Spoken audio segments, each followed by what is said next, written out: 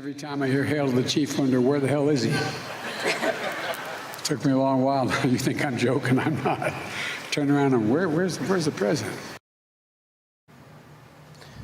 Here with reaction is House Minority Leader Kevin McCarthy. Mr. Leader, great to see you. You know, during the campaign, candidate Biden would often say the buck would stop with him if he were elected. Now he openly wonders who the president is. How concerning is that? It's very concerning. You worry about, is the teleprompter the president, and just how he repeats whatever he reads. But it's very serious, Sean. I mean, think of this. What he has caused by this inflation, by the rise in gasoline prices, by a border that's not secure, where fentanyl is now the #1 killer of Americans between the ages of 18 and 45. It's cutting into your paycheck. If you've had a constant salary for the last year, you have now worked for 1 month for free. This is kind of the Pelosi pay cut. Families are bringing home less. The prices continue to rise, and their money goes not as far as they had in the past. They are now having to pay like a new car loan without having a car, all because of the Democratic spending. And the sad part is the Republicans warned them about this. But it wasn't just Republicans. Larry Summers, a Democrat, former Secretary of Treasury, warned them not to move forward. And remember, that bill passed with just Democrat votes. And remember, they attacked the energy industry, which made America weaker, more people out of work. But it raised the price of gasoline. And where is the president today? Flying to the Middle East to beg Saudi Arabia to produce more, instead of going down to Texas and creating American jobs, having American energy independence, and making us more secure and making the world safer. But he continues to make the wrong mistake and the wrong policy after each and every time. Leader McCarthy, for over a year, you mentioned this, Biden has been saying that inflation was transitory, and actually the administration has been saying that it was going to peak months ago. Nancy Pelosi today out saying that I think we've seen the worst, but how can we even believe them, because they've been wrong the whole time? So why should we trust them now?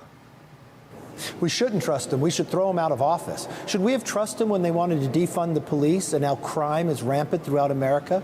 Should we have trusted them that they were going to secure the border? Now fentanyl killing. Now we've got individuals that are coming across this border in the numbers of millions. And we've got, just in the month of May, we caught 15 people on the terrorist watch list.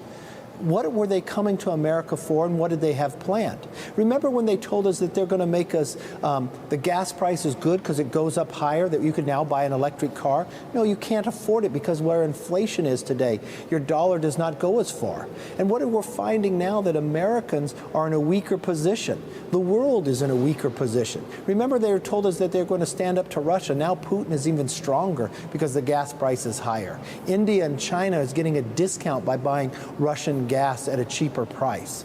And Americans are hurting. This is all their policies. Why would you trust them with anything with how they have managed so far? Yeah. You know, I want to switch gears for a second. Last month, President Trump was asked about the lack of representation of Republicans on the January 6th committee. He called out and said, you know, in hindsight, you should have put Republicans on that committee. But here's the interesting thing. Most Americans aren't paying attention to the committee. It's not having an impact on people, how they're going to vote in this November's midterm elections. So do you stand by the call that you made at the time? 100%. What would have been different? If Republicans were on the committee, you're letting Nancy Pelosi decide which Republicans. So which Republicans is she going to let on? Because she let on Liz Cheney. That's the one she allowed.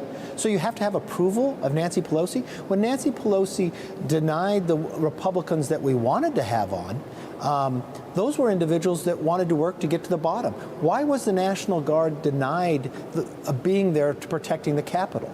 Why weren't they there that day? Because you can't ask Nancy Pelosi that question? Republicans wouldn't have subpoena power. Republicans couldn't be in the room when they were investigating. So it would be the false impression that that was a bipartisan group. America now knows that even when they bring people in to testify, they don't ask them to corroborate whether someone was telling them the truth or not.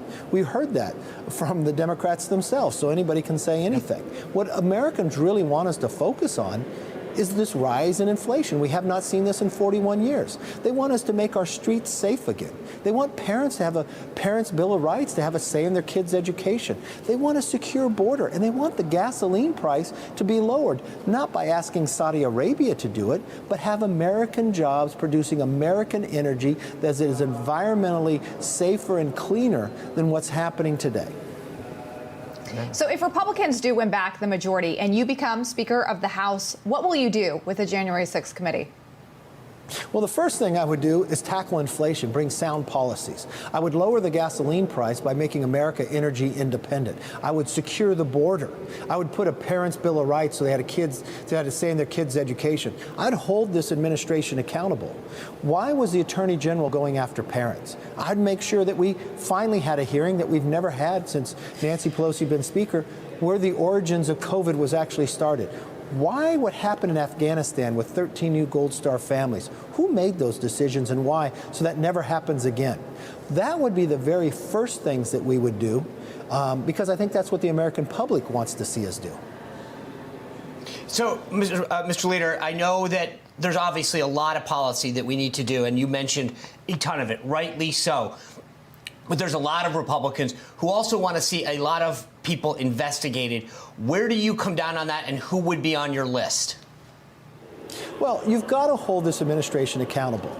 The Attorney General going after parents who go to school board meetings, why did that even take place? Who planned that in the process?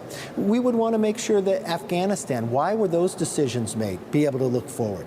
You have a lot of questions now with Hunter Biden.